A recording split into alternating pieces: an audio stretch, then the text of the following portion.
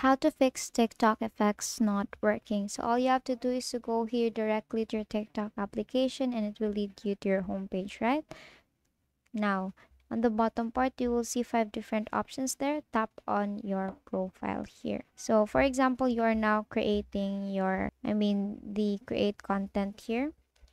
And let's say you want to use the effect here and you are unable to use that, or the TikTok effect is not working, and maybe there is a possibility that you have a slow internet connection. So you have to make sure that you're connected to a strong internet connection, or it's either Wi-Fi or your cellular data, and you have actually updated the application. And to do that, go to your App Store or your Play Store, depending on what device you have, and tap on TikTok there.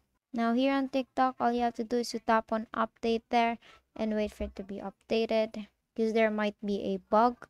And let's say you're done updating and it's still not working, then what you can do is to go back here to your TikTok application, and what you want to do next is to tap on the 3 dash lines here on the upper right, tap on settings and privacy, and scroll all the way down up until you see report a problem.